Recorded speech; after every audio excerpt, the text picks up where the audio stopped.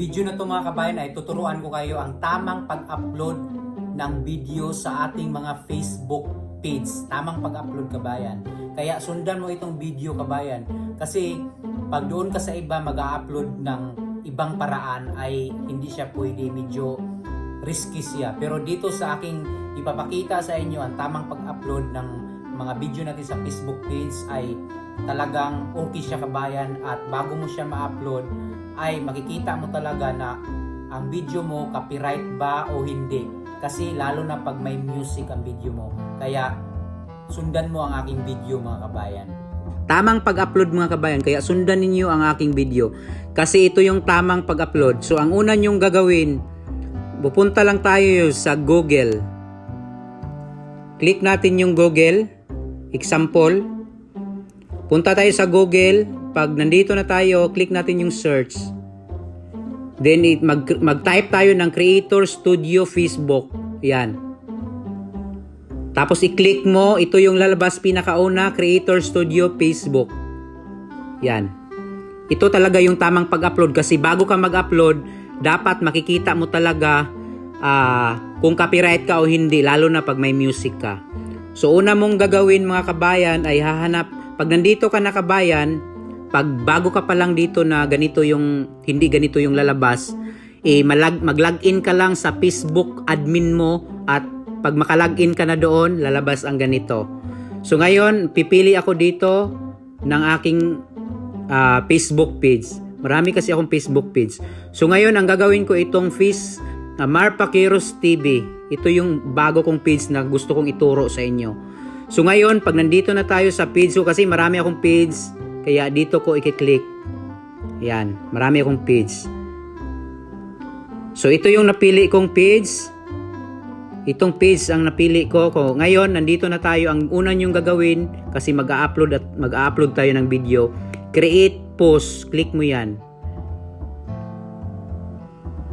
Pag maklik mo yon, click mo tong add video. Yan. Tapos, i-click mo tong upload from desktop. Yan, click mo. Tapos, click mo tong photo library.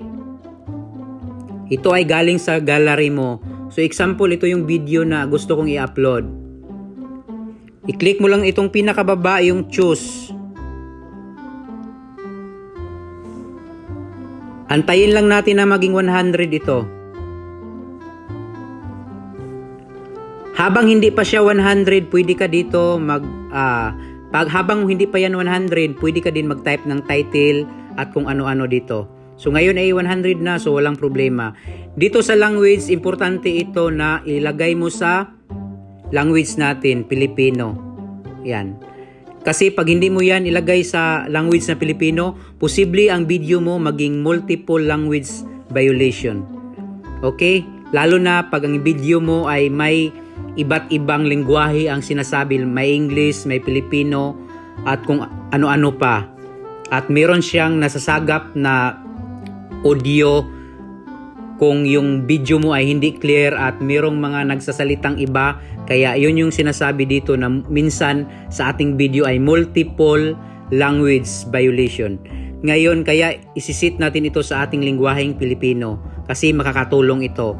Ngayon, dito tayo sa title, add a title. So ang gagawin ko dito, trabaho. Example lang dito sa trabaho ko ngayon. Example lang ito na video. So ang ginagawa ko lang, kung ano yung title ko ay kinakopy ko lang.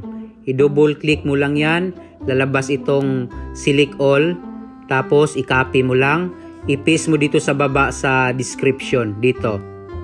Parehas lang yung title at description ng aking video. Yan lang yung ginagawa ko.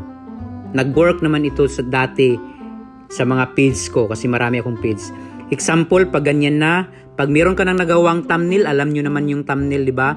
So, ang gagawin nyo, upload image. Dito yung para sa thumbnail mo.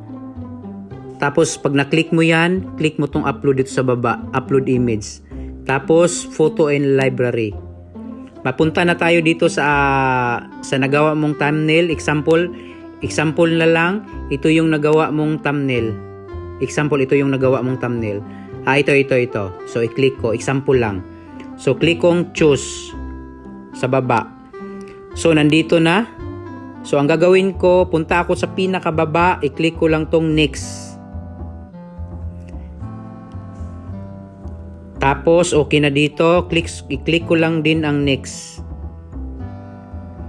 Pag nandito na tayo sa ikatlong page, ang gagawin natin kabayan, dito mo makikita kung copyrighted ba yung video mo. Ang sabi dito, copyrighted content was not detected in your video. Ibig sabihin, hindi copyrighted yung video natin. Hindi copyright.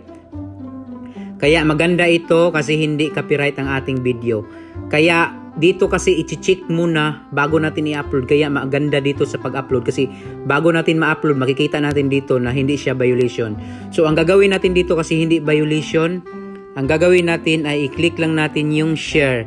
Pag maklik natin yung share, may lalabas ditong done. I-click natin yung done. Pag maklik natin yung done, tapos na.